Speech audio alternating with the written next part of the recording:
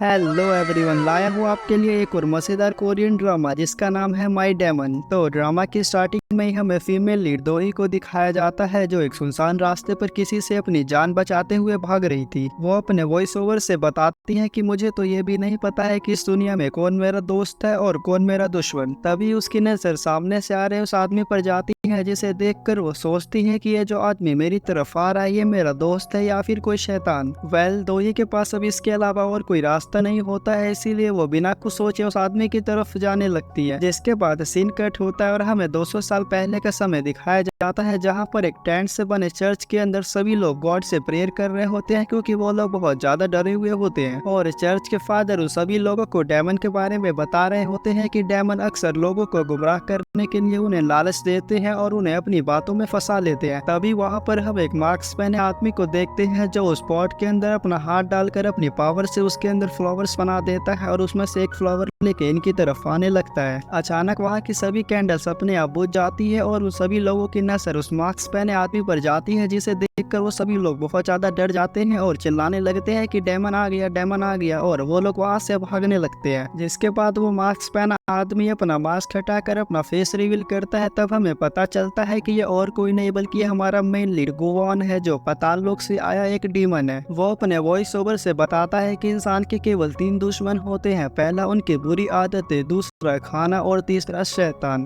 फिर गोवान समंदर किनारे एक आदमी के पास जाता है जो काफी देर से मछलियां पकड़ने की कोशिश कर रहा होता है लेकिन अभी तक उसके हाथ एक भी मछलियां नहीं लगी है। गोवान उस आदमी से पूछता है कि लगता है तुम काफी दिनों से भूखे हो, जिस पर वो आदमी गोवान से कहता है कि तुम्हें क्या लगता है मैं सिर्फ भूखा हूँ, खुद मैजिस्ट्रेट मेरी मदद नहीं कर पाया, अब तुम क्या मेरी मदद करोगे। गोवान तो उस आदमी से कहता है कि अभी इस पानी में बहुत सारी मछलियां हैं, ध्यान से देखो तुम्हें चमकती हुई दिखाई देंगी। वो अपनी चुटकी बजाता है और उसके चुटकी बजाते ही उस तालाब के अंदर बहुत सारी मछलियां दिखाई देने लगती है और एक बड़ी सी मछली उस तालाब में से निकलकर उस आदमी के हाथ में आ जाती है। वो आदमी तो ये देखकर बहुत ज्यादा हैरान हो जाता है और गोवान से कहता है कि अच्छा मैं समझ गया, तुम जरूर कोई गॉबलिन हो। गोवान उससे कहता है कि क्या कहा तुमने, मैं क्या तुम्हें कोई 2 कौड़ी का दानव लगता हूँ। जिस पर वो आदमी गोवान से पूछता है कि फिर तुम हो कौन। गोवान उसे बताता है कि मैं हूँ पाताल लोक का डीमन, तुम इंसान मुझे प्यार से नर्क का शैतान भी कह सकते हो। तभी गोवान एक कॉन्ट्रैक्ट पेपर निकाल लेता है और उस आदमी से कहता है कि ये सब तुम्हें फ्री में नहीं मिलेगा, तुम्हें इसके लिए 10 साल का कॉन्ट्रैक्ट साइन करना पड़ेगा। फिर वो आदमी गोवान से पूछता है कि फिर 10 साल बाद क्या होगा। जिस पर गोवान उसे बताता है कि 10 साल बाद तुम मर जाओगे और तुम्हारी आत्मा वहीं चली जाएगी जहाँ से मैं आया हूँ, यानी नर्क में। वो आदमी तो गोवान से कहता है कि यहाँ पर तो मेरी जिंदगी नर्क से भी ज्यादा खराब है, इसीलिए वो बिना कुछ सोचे उस कॉन्ट्रैक्ट पर साइन कर देता है। जिसके बाद सीन चेंज होता है और हमें वापस करंट टाइम यानी 2023 में हमारी फीमेल लीड दोदोही को दिखाया जाता है जो कोरिया सीईओ अवार्ड सेरेमनी में आई होती है। तभी वहाँ पर एक आदमी आ जाता है जो दोदोही को लाइन मारने की कोशिश कर रहा होता है। वो दोदोही से कहता है कि क्या तुम इस कंपनी में पार्ट टाइम जॉब करती हो। वो अपना कार्ड निकाल कर दोदोही को देता है और उससे कहता है कि तुमने हान मियोंग इन्वेस्टमेंट एंड सिक्योरिटी के बारे में तो सुना ही होगा। वैसे तो हजारों लोग मेरी राय लेने के लिए लंबी लंबी लाइनों में खड़े होते हैं, लेकिन आप टेंशन मत लीजिए, मैं आपको बिल्कुल भी वेट नहीं करवाऊंगा। वो आदमी तो सीधा दोदोही से उसका फोन नंबर ही मांगने लगता है। उधर स्टेज पर 2023 कोरिया सीईओ अवार्ड के लिए दोदोही का नाम लिया जाता है। ये देखकर तो वो आदमी बहुत ज्यादा हैरान हो जाता है। तभी दोदोही उसका फोन लेकर अपने सेक्रेटरी का नंबर उसे दे देती है और उससे कहती है कि लगता है इतनी कम सैलरी में ड्रिंक्स और क्रेडिट कार्ड का बिल भरते भरते आपके बाल सफेद हो गए हैं। ये देखकर बहुत ज्यादा बुरा लगा। इसके बाद दोदोही स्टेज पर जा रही होती है, तब हमें पता चलता है कि वो मिराई एंड F&B कंपनी की सीईओ है। जिसके बाद हमें अगले दिन का सीन दिखाया जाता है। दोदोही अपनी सेक्रेटरी से कह रही होती है कि किसी ने ये झूठी अफवाह फैला दी है कि हमारे जूस के अंदर फ्रक्टोज की जगह एडेड शुगर है, भला इतनी गंदी हरकत कर कौन सकता है। सेक्रेटरी उससे कहती है कि ये काम जरूर किसी अपने ने किया होगा, मैं शाम तक उसे जरूर ढूंढ के ले आऊंगी। तभी चेयरवुमन मिस जूसा दोही को कॉल करती है और उससे पूछती है कि तुम अभी कहाँ पर हो। दोही उन्हें बताती है कि मैं बस यहाँ से निकल ही रही थी, वैसे आपका चेकअप कैसा चल रहा है। मिस जू दोही से कहती है कि मेरा चेकअप तो अभी स्टार्ट ही होने वाला है, लेकिन तुम पहले ये बताओ तुम अभी तक ब्लाइंड डेट पर क्यों नहीं गई। दोही तो उनसे कहती है कि आज मुझे बहुत ज्यादा काम है, मैं कल चली जाऊंगी। इधर से मिस जो उससे कहती है कि अच्छा ठीक है, मैं भी अपना चेकअप कभी और करा लूंगी। वेल ये सुनकर तो ही ब्लाइंड डेट पर जाने के लिए तैयार हो जाती है, जिसके बाद हमें एक फ्लोर दिखाया जाता है जहाँ पर हर जगह बस घड़ियां ही लगी हुई थी और गुवान भी वहाँ से आ रहा था। तभी अचानक 12 बजते ही वहाँ का टाइम अपने आप रुक जाता है। उसी बिल्डिंग के टॉप फ्लोर पर हम एक माफिया बॉस को देखते हैं जो अपने पलटनों के साथ बैठा हुआ था। तभी गुवान वहाँ पर अपना वो कॉन्ट्रैक्ट लेकर आ जाता है जिस पर 10 साल पहले उस आदमी ने साइन किया था। गुवान उससे कहता है कि कॉन्ट्रैक्ट के मुताबिक आज तुम्हारा आखिरी दिन है, लेकिन वो आदमी तो गुवान के ऊपर हमला करने लगता है और उससे कहता है कि मुझे तेरे इस कॉन्ट्रैक्ट से कोई फर्क नहीं पड़ता है, मैं अभी और जीना चाहता हूँ। तभी अचानक उस आदमी के दिल में बहुत दर्द होने लगता है और गुवान उसे बताता है कि तुम्हारी मौत हार्ट अटैक से होगी। जिसके बाद गुवान वहाँ से जाने लगता है, लेकिन माफिया बॉस के एक आदमी ने उसे देख लिया था। जिसके बाद हम दो ही को देखते हैं, वो ब्लाइंड डेट के लिए उस रेस्टोरेंट में आ जाते हैं, लेकिन वहाँ का मैनेजर उसे बताता है कि यहाँ पर कोई सीट खाली नहीं है, किसी ने यहाँ की सारी सीटें बुक कर ली है। वेल आज दो ही का बर्थडे था, इसीलिए उसे लगता है कि उस आदमी ने मुझे इम्प्रेस करने के लिए ये पूरा रेस्टोरेंट बुक कर लिया होगा। जिसके बाद दो ही मैनेजर से कहती है कि मैं उस आदमी की गेस्ट हूँ। वेल दो ही उस आदमी की तरफ जाने लगती है और उसे अखबार पढ़ता देख सोचती है कि ये कितना ड्रामेबाज है, ये मुझे जोसा के टाइप का ही लगता है। दो ही उसके सामने जाके बैठ जाती है और उससे कहती है कि मुझे नहीं पता था कि लोग आज भी अखबार पढ़ते हैं, हम क्या कहीं प्लेन में बैठे हैं या तुम बस दिखावा कर रहे हो।